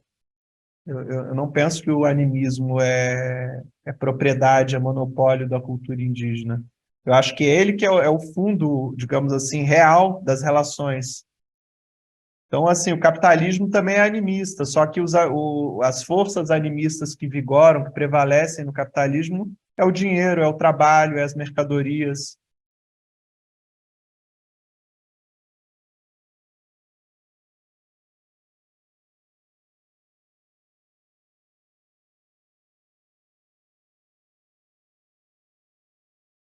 Eu acredito que a gente tem o que aprender com os indígenas, mas eu não acho que a gente deve buscar se tornar indígena, né?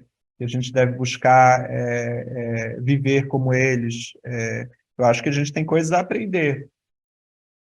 E isso não me parece colonizador, porque assim, será que a gente só tem como forma de relação ou a colonização, ou o extermínio, ou a absorção,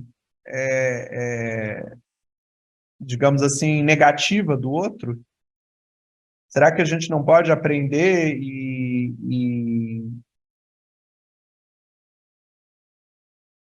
estar num lugar que não é nem o ocidental e nem o indígena, mas que é o meio, que é esse lugar de tradutores, de intérpretes, de diplomatas? Já para os indígenas, é isso que é o xamã, é o diplomata entre mundos. Nesse sentido aqui, quando eu sigo essa direção, não me interessa, por exemplo, o conceito de lugar de fala. O conceito de lugar de fala não serve nada ao xamanismo e não serve nada à literatura.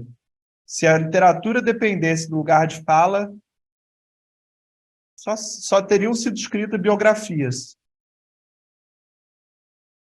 O que me interessa é esse lugar do meio, da tradução. Esse reino do entre dois.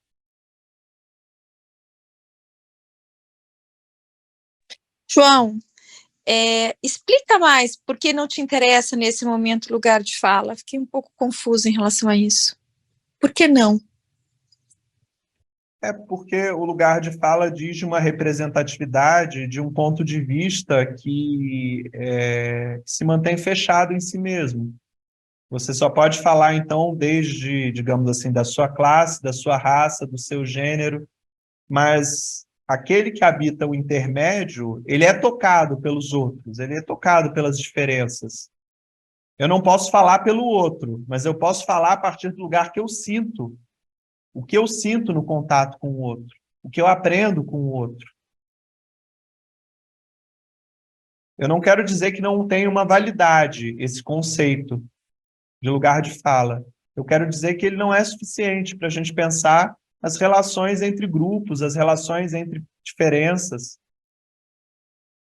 Ah, tá. Então eu entendo quando você diz que ele não é suficiente, mas ele é uma das coisas, né? Não seria, João? É um instrumento conceitual e que eu acho que é importante, sabe? Principalmente na questão voltada aos direitos, né? Aos direitos das minorias. É isso que eu fico pensando, porque de qualquer forma, esse é o lugar que se conseguiu hoje um pouco, é através desse lugar de fala, né? Uhum. Mas Então, talvez... é, Desculpa, pode... o que me parece é que o conceito de aliança, o conceito de tradução, eles permitem que os lugares de fala se comuniquem e se aliem uns aos outros. Sim, porque eu entendo que o lugar de fala, ele também ajuda na sua potencialização, né? Na sua identificação de força mesmo. Uhum. Te dá como um referencial alguma coisa, como se fosse uma base para impulsionar uma própria força, não é? E isso é necessário também, né? O que eu estava, a análise que eu estava seguindo, Kelly, é que, digamos assim, essa não é a minha linha de estudo, né? Porque O que eu estou tentando pensar não é um falar, é tentar pensar que, para além de um falar no lugar de, ou falar contra alguém, a gente pode falar com. E o falar com é a partir do modo como a gente é afetado no contato com o outro. Senão não haveria aliança possível. Ou você está tomando a palavra do outro, ou você está falando contra ele. Então não tem aliança, não tem falar com, se você seguir só essas duas vertentes.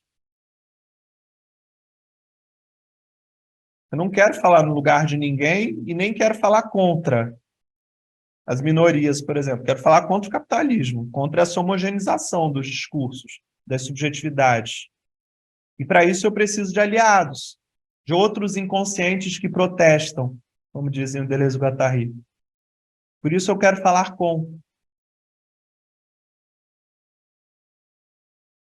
Eu não falo, quando eu trago o perspectivismo indígena, eu não falo desse ponto de vista como indígena, que eu não sou.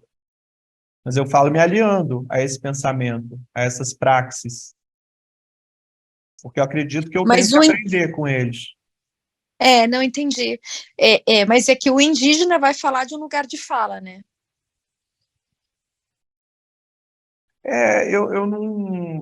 Eu acho que esse instrumento assim limita a nossa análise, porque assim o xamã, por exemplo, é aquele que deixa o lugar de fala dele, é aquele que deixa o ponto de vista dele para acessar outros. Entendi. Quando Por o isso que Davi você Copenau falou. fala pela floresta, por exemplo, ele precisa sair do corpo dele enquanto indígena pertencente a uma etnia Yanomami.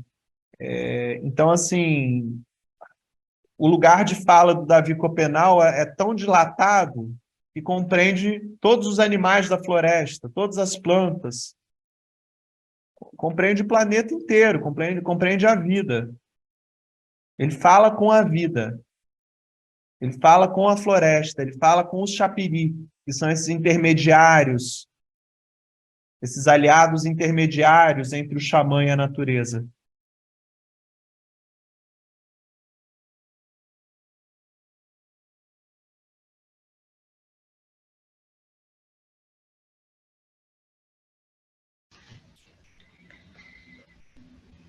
Posso adentrar?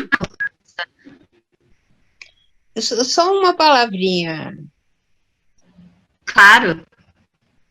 Eu pensei que quando o Davi diz que os ocidentais, que os brancos, só falam de si próprios, é porque o universo da gente ocidental é um universo limitado e é muito limitado. Nosso universo é o nosso núcleozinho familiar, é claro que acontecem expansões, mas se a gente for pensar onde é que estão os nossos ancestrais, que importância eles têm para a gente, né? Quando o Davi fala, ele não está falando dele próprio, ele está falando de um universo, como o João disse, que são os animais, que é a floresta, que são os rios. Krenak, quando fala do rio doce, né? Ele está falando de um universo, não está falando dele, né? Próprio da famíliazinha ou da aldeiazinha dele. Não, é uma visão ampla, né? Então, aprender essa visão ampla, aprender essa imersão em outros planos da gente mesmo, além da nossa pequena família burguesa, eu acho que é um aprendizado, né? E eu acho que o Davi ensina a gente a expandir, né?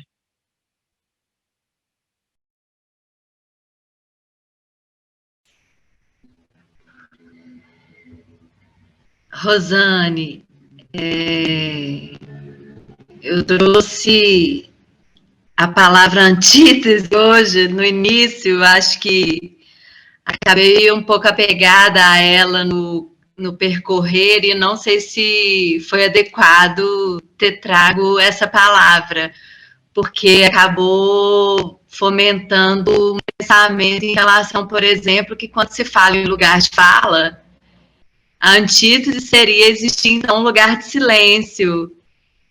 Quando se fala numa cultura indígena, o Davi Copenau, ele não fala pela floresta, ele é a floresta, né? Eles são os animais, ele está imbricado com as almas todas em contato. E aí me preocupa muito a nossa cultura aqui, do nosso grupo aqui, que tem uma diferença que nós não temos.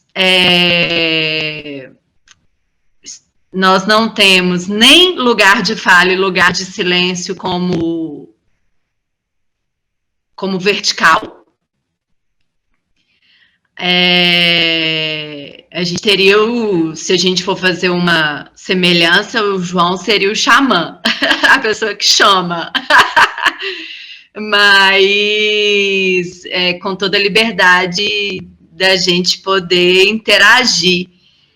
E aí, quando a gente traz todas essas questões, eu fico olhando para a gente nessa plataforma virtual e há uma diferença da cultura do sobrenatural animista das florestas indígenas, na qual a gente poderia retornar para pensar na frequência que eles trabalham mentalmente ou integrado à alma, eu não sei ainda fazer essa junção corpo, mente, alma, espaço físico, mas eles não estariam nessa cultura maquínica que nós estamos sem o platô real, a gente está mediado por essa frequência e que vai envolver a nossa condição mental, que é muito diferente e talvez menos liberta do que o dos seres das florestas, né? Do que Davi Copenau, se ele estiver se mantendo mais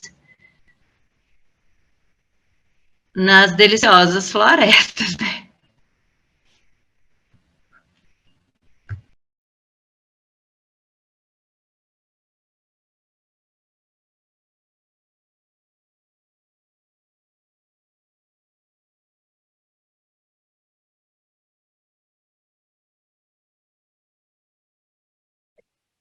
Bom, acho que cada um fala do ponto de vista e com as alianças que pode, que consegue fazer, né?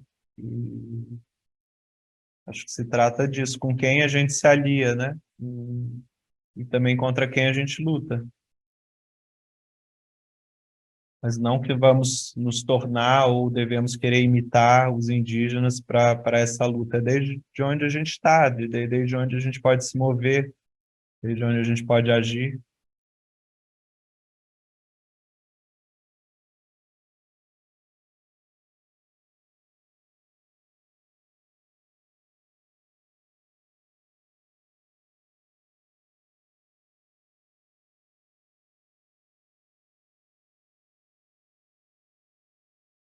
Bom, gente, mas acho que é isso. Se alguém tiver mais alguma questão.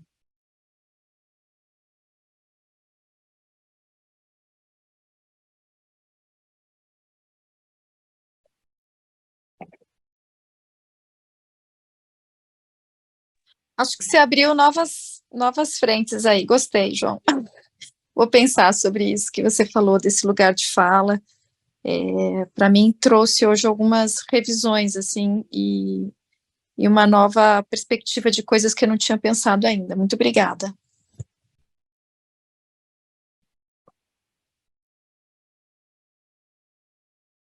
Beleza, gente. Pode deixar, Érica, eu vou enviar depois o trecho o trecho não, o nome do livro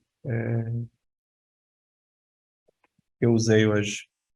E aí a gente retoma semana que vem, página 228, ainda aí com Deleuze e Guattari, Nietzsche e talvez Hermann Hesse também, que é um autor que estou relendo e tem algumas questões que eu acho que a gente pode adentrar aí junto com ele. É isso, gente. Boa Boa noite, noite. galera.